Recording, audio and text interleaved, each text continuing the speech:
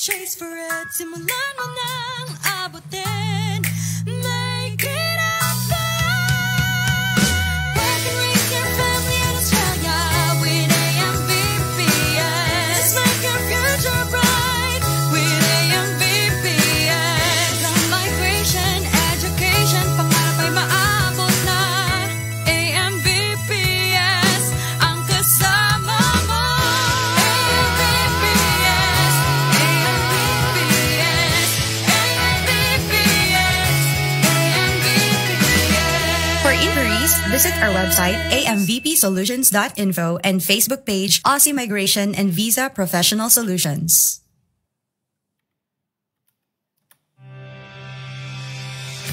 You might think that OSHC is optional and not needed, right?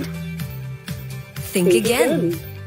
OSHC, or Overseas Student Health Cover, is a health insurance for international students that covers out-of-the-hospital medical treatment, in-hospital medical treatment, prescription medicines, and emergency ambulance transport. The Australian government, through the Department of Home Affairs, requires all student visa holders to maintain OSHC during the entire stay. Otherwise, visa may be refused or cancelled. You need to have an insurance provider to cover for you. At AMVPS, we assist and provide information in finding the best insurance provider that fits your needs.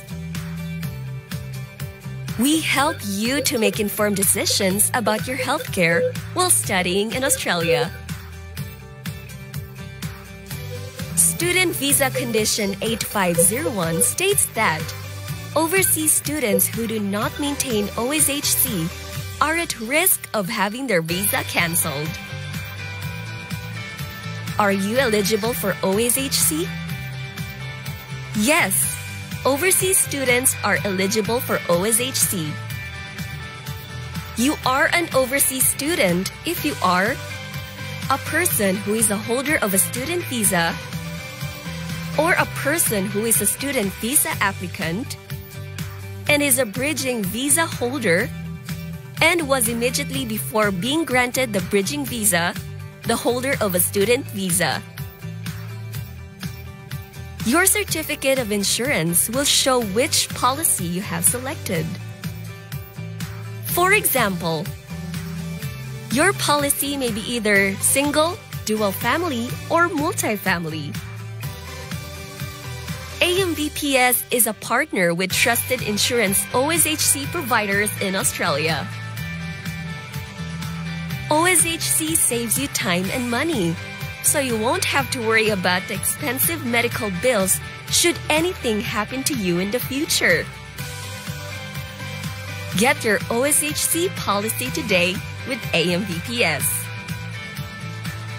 For assistance, visit our website at amvpsolutions.info and like us on Facebook at Aussie Migration and Visa Professional Solutions.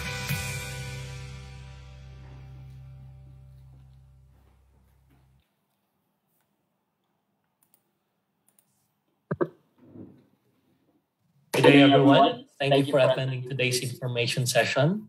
My name is Edmund Galvez, and I am the registered migration agent of Aussie Migration and Visa Professional Solutions. Today's information session, we will be discussing about the 190 and the 491 visa of the state of Tasmania.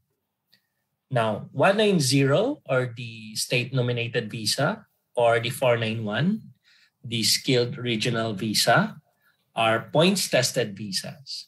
Now, each state has its own criteria. So today's information session will be focusing on the eligibility criteria for the state of Tasmania. So I'll share my screen.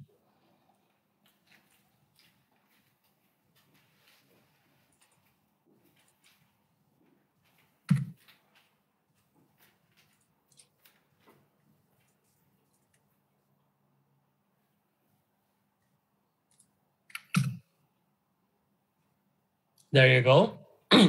So as I mentioned, we will be discussing today about migration in Tasmania through State Nomination 190 and Skilled Regional 491. Now, these visas fall under the umbrella type or category called skilled migration visas. Now, these visas are points-tested visas.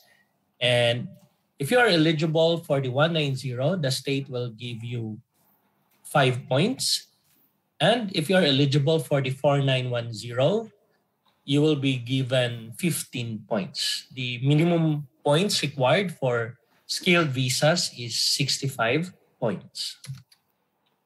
Now, as I mentioned, under the general skilled visas, there are several criteria that the Department of Home Affairs require, aside from the state criteria. Now, these are the Department of Home Affairs requirements or criteria for you to be eligible for the 190 and the 491.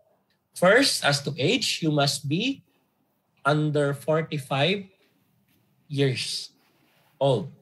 Second, the nominated occupation must be on the relevant list of eligible skilled occupation. Now, state nomination and skilled regional, each state has its own list. So later we will look into with these occupations under the Tasmanian list.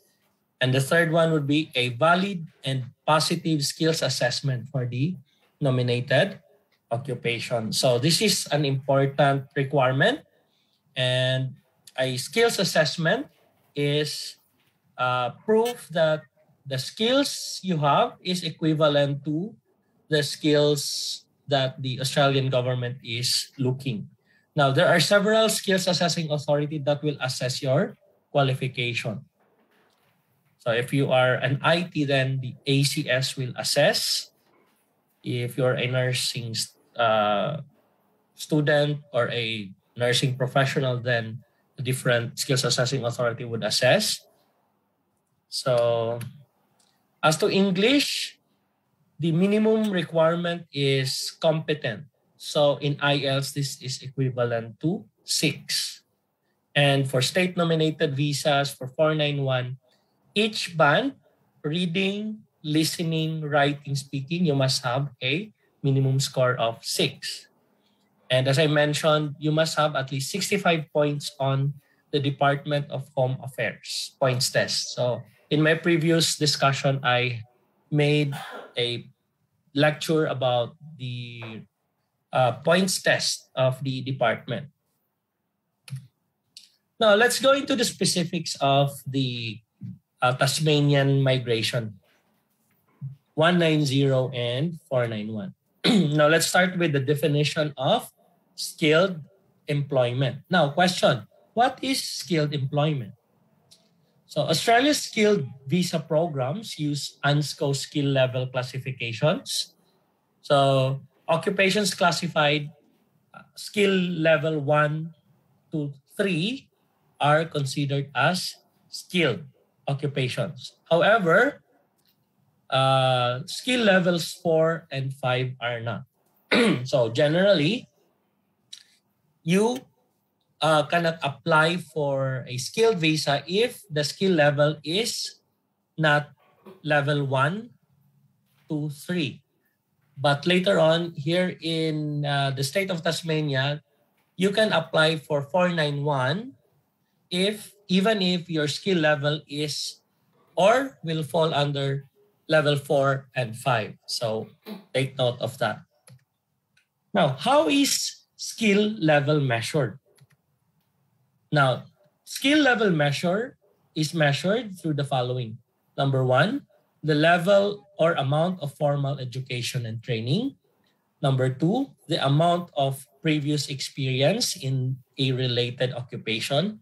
And number 3, the amount of on-the-job training required to completely perform the set of tasks required for that occupation. Now, lower level entry or those falling under skill level 4 and 5 such as delivery drivers, dairy hands, retail assistants, front of the house hospitality workers, kitchen hands, individual and extruded care workers are not considered as skilled, even though the job may be very important and hard to fill.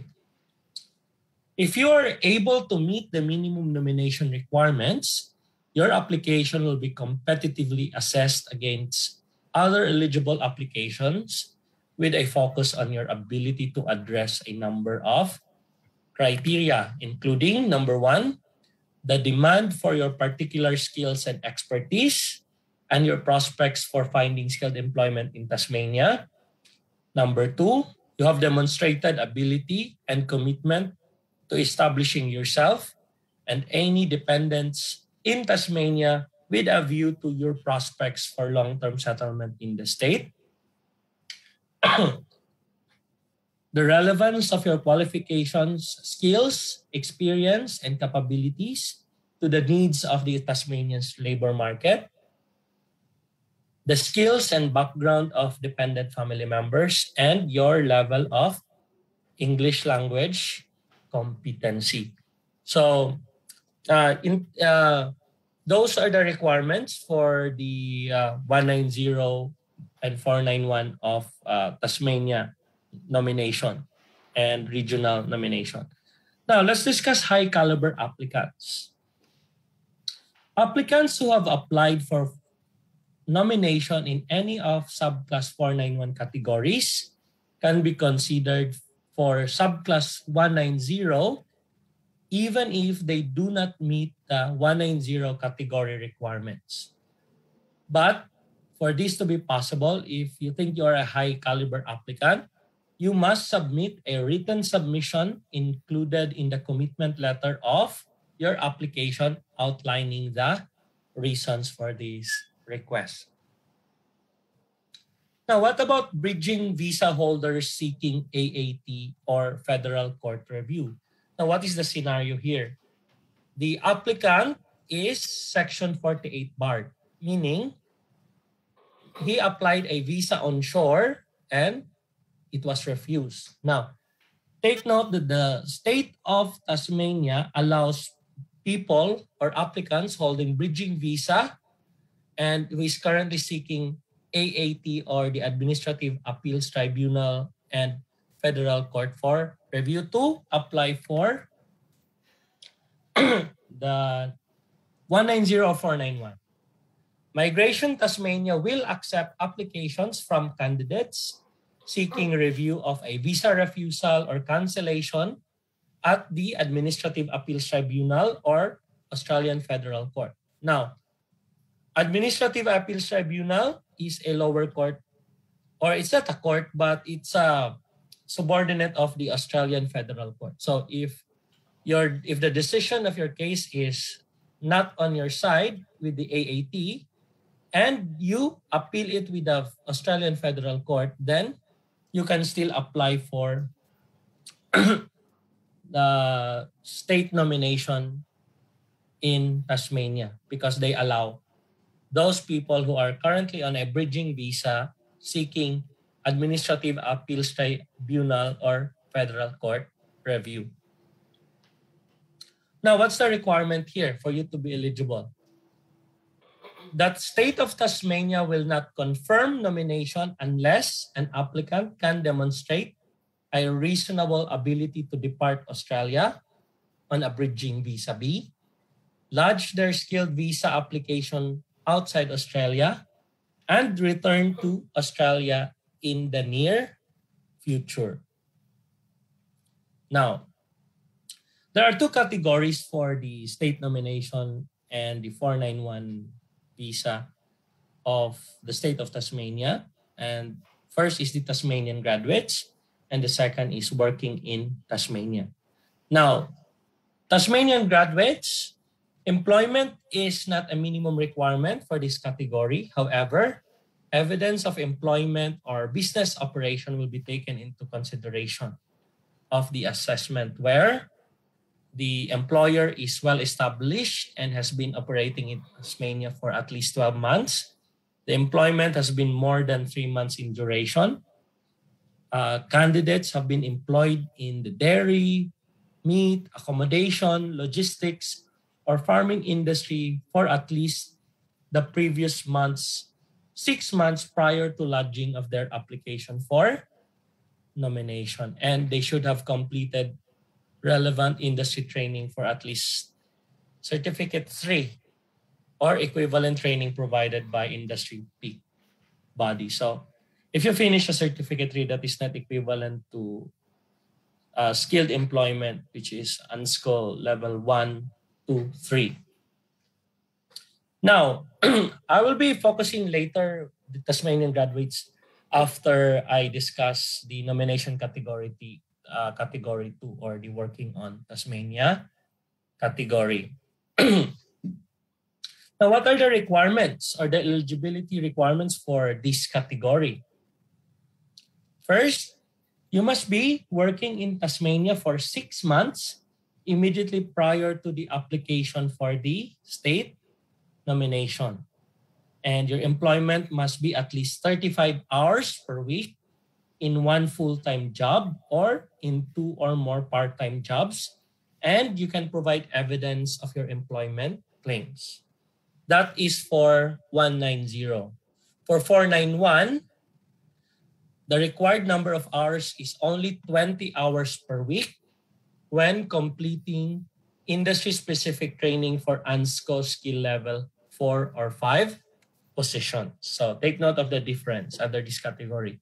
If you are eligible for 190, then the minimum number of hours is 35 hours per week. While if you are eligible for 491, then the minimum hours is only 20 hours per week. Second requirement is that the dependents must currently be living in Tasmania and provide evidence of genuine commitment to continue to live Australia. So that means you're just not there in Tasmania for visa purposes, and then after the grant, then you go out. So there must be evidence of genuine commitment to continue to live in Tasmania.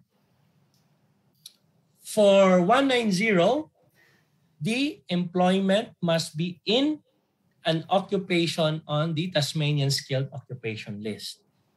So this is consistent with the requirement of the Department of Home Affairs that your occupation must be on the list. So for Tasmania, the list is called Tasmanian Skilled Occupation List. And employment needs to be in the nominated occupation. And for 491, however, take note, employment need not be related to the nominated occupation. So that's the main difference. For 190, employment must be on the list and the employment needs to be in your nominated occupation. While for 491, employment need not be related in the nominated occupation. Also, your employer must be a well-established business that has been actively operating in Tasmania for 12 months. There must be a genuine, ongoing need for your position within the business. So your position must be genuine, including a minimum 12-month contract with at least 3 months remaining at the time you apply for the nomination. And the contract can be casual. So take note of this. Genuine position, minimum of 12-month contract, and at the time of the application for state nomination, there must be at least 3 months remaining in that contract. And your status can be casual. So it's not required that in your contract that your position is permanent or part-time, because casual is considered. Your wages and condition must be no less favorable than those that would apply to an Australian citizen or permanent resident. And salary or wages are equivalent to the market salary rate. For 491 application, Employment in positions classified at ANSCO level 4 or 5 will not be eligible for the purposes of state nomination unless, so this is what I told you before, sorry. This is an exception to the skilled employment rule. So even if the position that you're holding with your employer is under skill level 4 or 5, you can be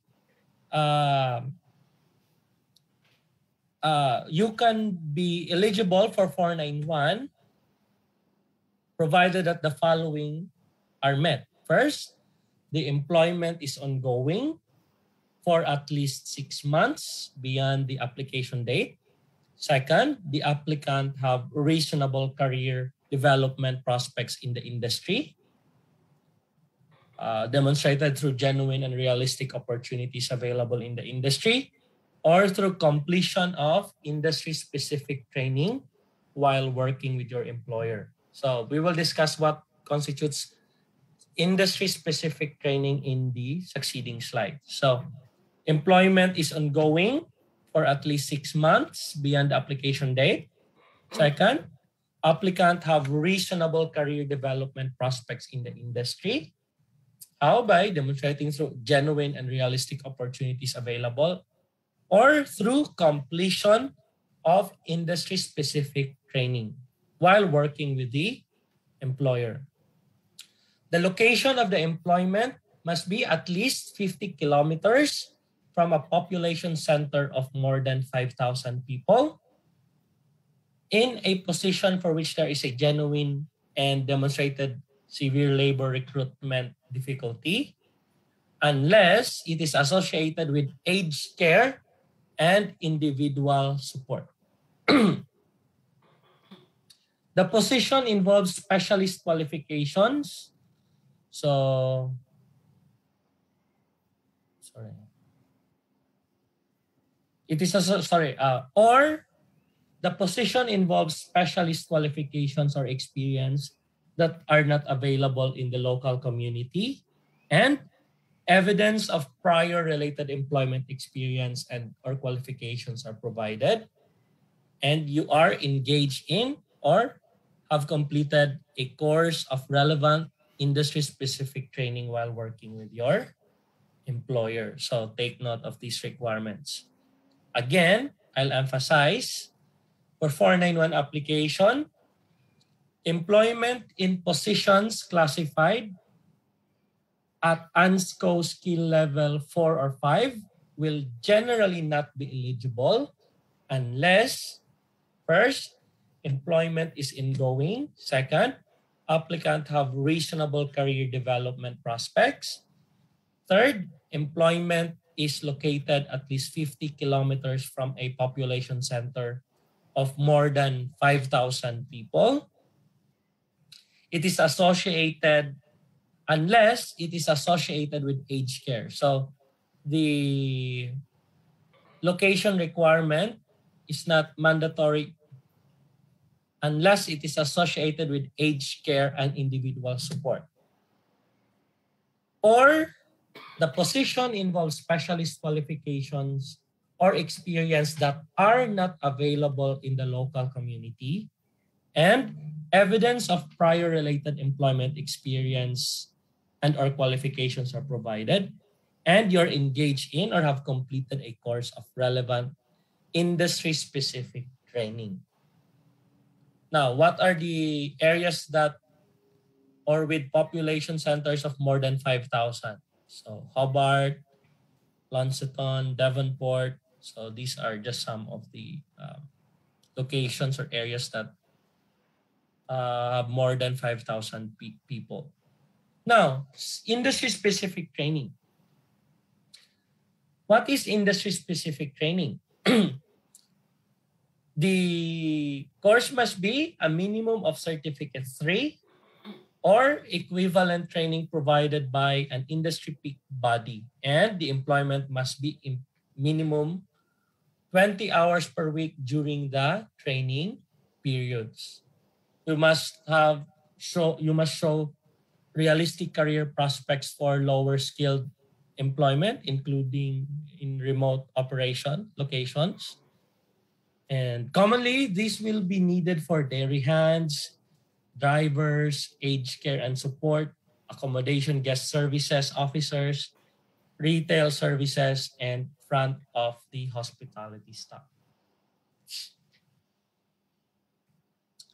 Now, what have you observed with the 491 nomination of Tasmania?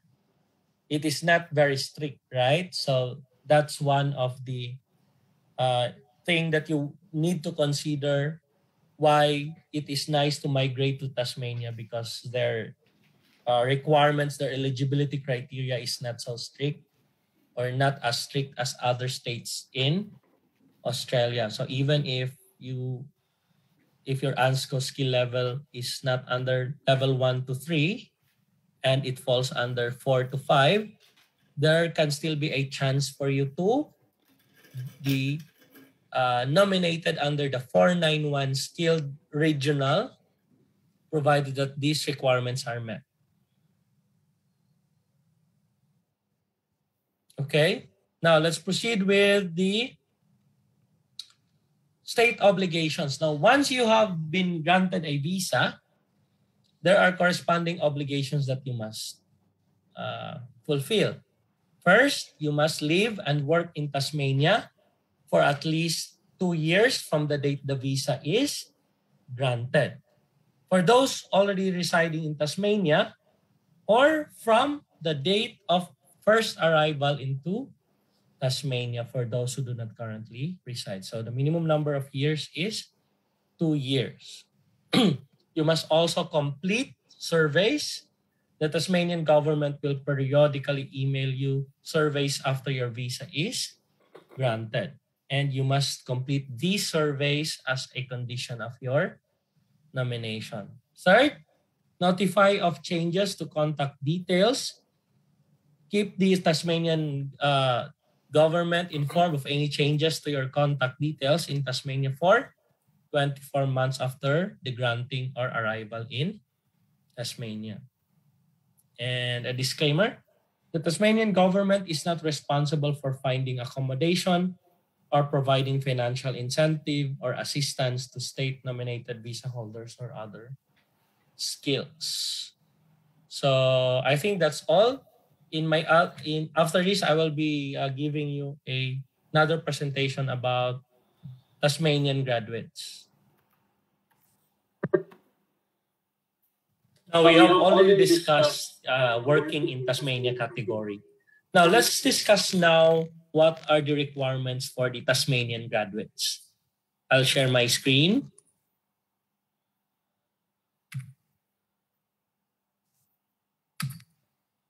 There you go. I'll start the discussion for those who started their studies after June 30.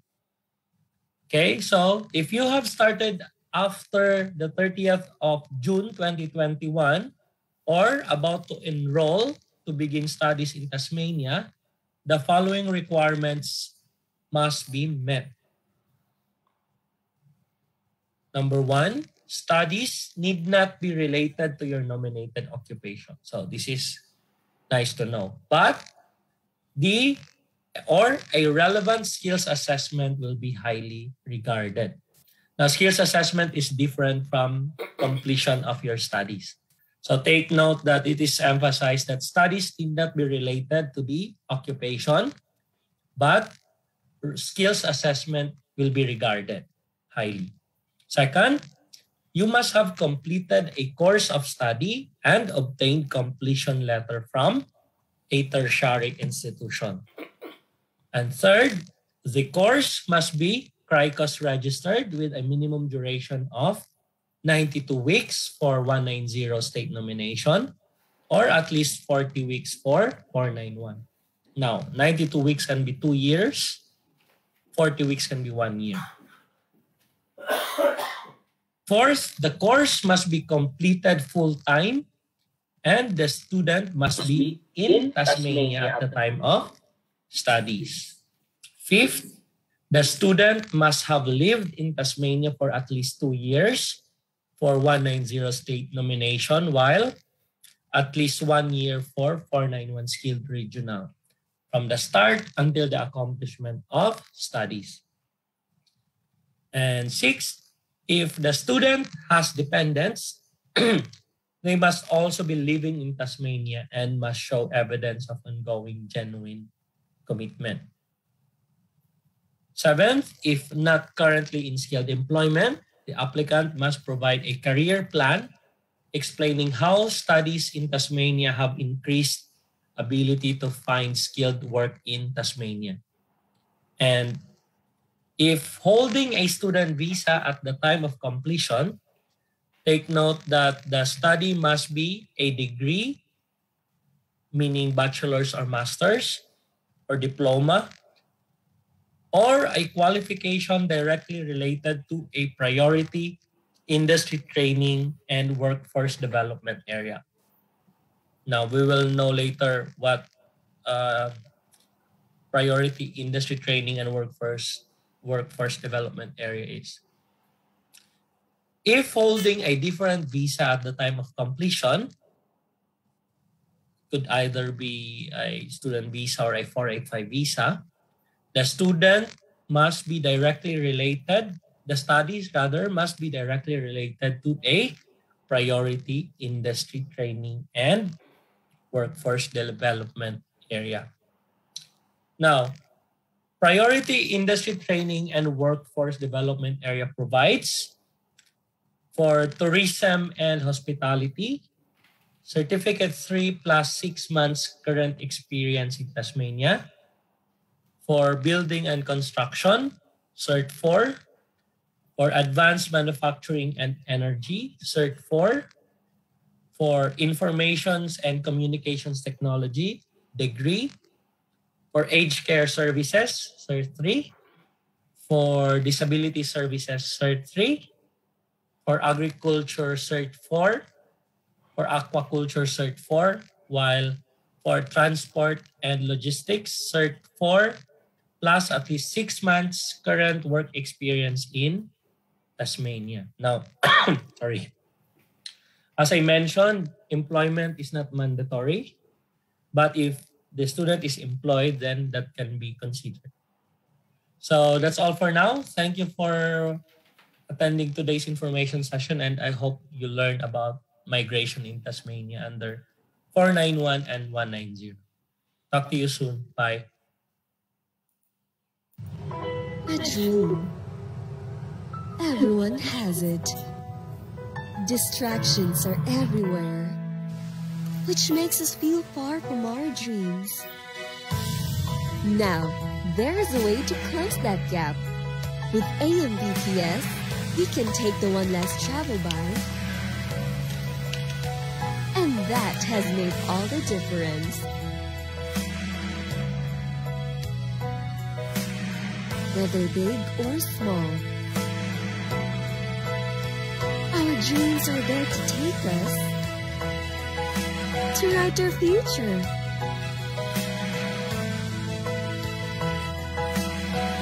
Be a scholar now. To learn more, visit our website at amvpsolutions.info.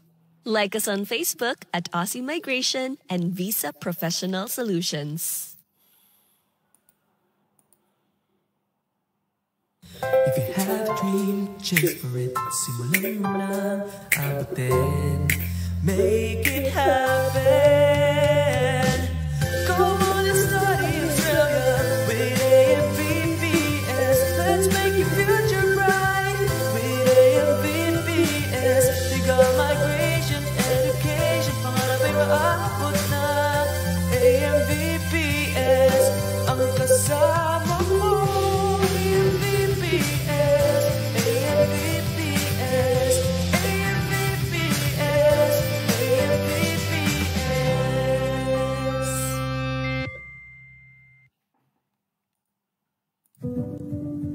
One of the best feelings in life is having moments with the ones you love, even if you're far away from each other.